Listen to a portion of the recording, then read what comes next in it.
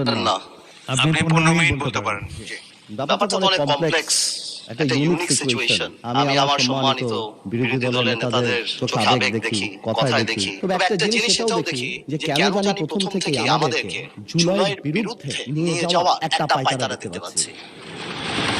ঠিক যেমন আমাকে কথা বলতে দেন। If you understand the decorum, please.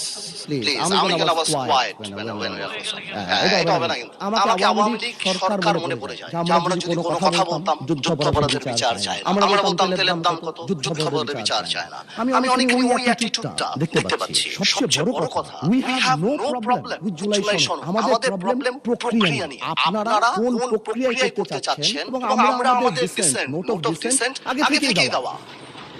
আমাদের প্রক্রিয়া ছিল আপনারা দেখেন with due respect, একদম রেসপেক্টের সাথে বলি, আপনারা সেই সময় রেভলিউশনারি